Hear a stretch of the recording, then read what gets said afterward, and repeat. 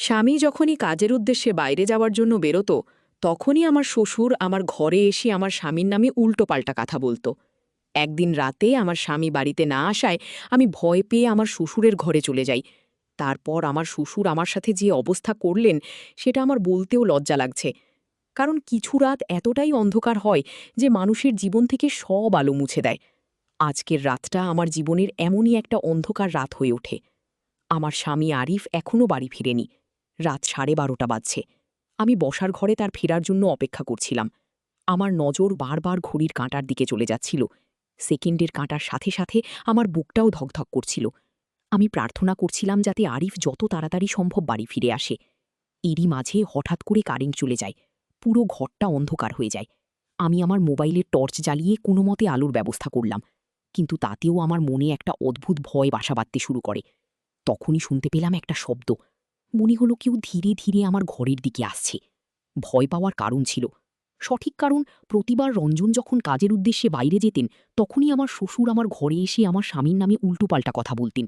একদিন রাতেই যখন আরিফ বাড়িতে ছিলেন না, আমি ভয় পেয়ে আমার শ্বশুরের ঘরে চলে যাই। তারপর আমার শ্বশুর আমার সাথে যে অবস্থা করলেন, সেটা আমার বলতেও লজ্জা লাগছে। সেই রাতটি আমার জীবনের সবচেয়ে বড় দুঃস্বপ্ন হয়ে ওঠে। আমি খুব ভয় ছিলাম।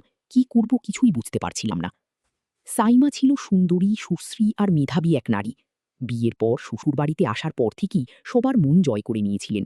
তার স্বামী আরিফ খুবই ব্যস্ত থাকত নিজের ব্যবসায়। তাই শ্বশুর আলহাজ কামাল উদ্দিন সবসময় চেষ্টা করতেন সাইমার পাশে থাকার। শ্বশুরের সঙ্গে সাইমার সম্পর্কটাও হয়ে উঠেছিল বন্ধুত্বপূর্ণ। একদিন সন্ধ্যায় আরিফ বাসায় না ফেরায় সাইমার মনটা খারাপ ছিল। সে বসার ঘরে বসেছিল আর ভাবছিল। ঠিক তখনই শ্বশুর কামাল উদ্দিন এসে বসল তার পাশে। তিনি বললেন, কিরে সাইমা, মন খারাপ কেন? আরিফ তোকে সময় দিতে পারছে না? সাইমা একটু লজ্জা পেয়ে বলল, না তেমন কিছু না, আমি ঠিক আছি। কামাল উদ্দিন মৃদু হেসে বললেন, আমি তো তোকে আমার মেয়ের মতো মনে করি। তুই যদি কোনোদিন কিছু বলতে চাস, নির্ভয় বলতে পারিস। এই ধরনের কথোপকথনের মধ্য দিয়ে শ্বশুর আর পুত্রবধূর মধ্যে একটা গভীর সম্পর্ক গড়ে উঠল। সাইমা শ্বশুরের সাথে তার মনের কথা শেয়ার করতে লাগলো। আর কামাল উদ্দিনও বুঝতে পারছিলেন যে সামার মধ্যে এক ধরনের শূন্যতা আছে, যা পূরণ করার জন্য সে আরিফের চেয়ে অনেক বেশি সময় দেয় তাকে। কিছুদিন পর এক সন্ধ্যায় সাইমা শ্বশুরের সঙ্গে বসে গল্প করছিল। কামাল উদ্দিন সাইমার চোখের দিকে তাকিয়ে বুঝতে পারছিলেন যে তার মধ্যে এক ধরনের আকর্ষণ কাজ করছে। তিনি নিজের মনকে শক্ত করে বললেন, সাইমা, তোকে একটা কথা বলবো?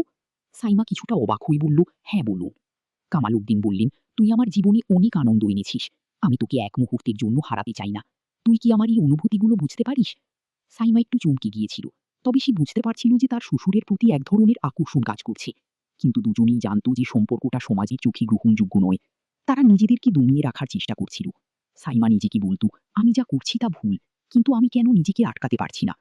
একদিন সকালে আরিফ কাজে চলে যাওয়ার পর সাইমা রান্নাঘরে কাজ করছিল। হঠাৎই কামাল উদ্দিন পিছন থেকে এসে তাকে ধরে ফেলল। সাইমা চমকে উঠল, কিন্তু সে নিজেকে সরিয়ে নিতে পারছিল না।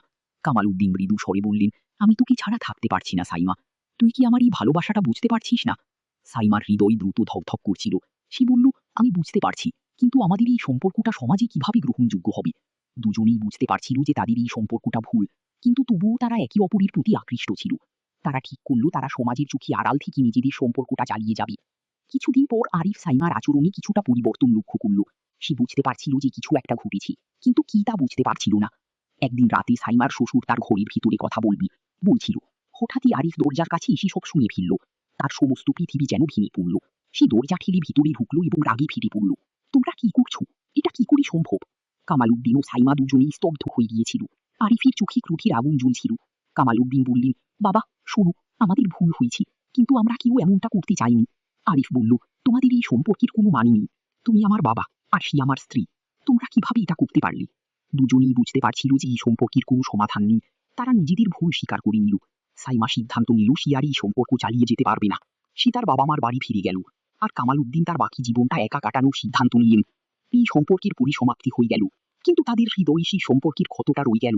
তারা বুঝতে পারল যে ভালোবাসা কখনো কখনো সীমা লঙ্ঘন করতে পারে, কিন্তু তা সবসময় গ্রহণযোগ্য হয় না। তাদের জীবনে এক নতুন অধ্যায় শুরু হলো, কিন্তু সেই অধ্যায় তারা একে অপরের প্রতি কোনো প্রকার ক্ষোভ রাখেনি। এই ঘটনার পরে সাইমা তার নিজের জীবন নতুন করে শুরু করল। সে বুঝতে পারল যে কখনো কখনো ভালোবাসা পেতে চাইলে নিজের সীমা বুঝতে হয়। কামাল উদ্দিনও তার ভুল বুঝতে পেরে সাইমার সাথে আর কোনো সম্পর্ক রাখেননি। তাদের জীবন আলাদা হলেও সেই দিনগুলোর স্মৃতি তাদের হৃদয় চিরকাল রয়ে গেল। ভালোবাসা কখনো কখনো কঠিন হয়, কিন্তু সেটা ভুলের জন্য নয়, বরং সীমা লঙ্ঘনের জন্য।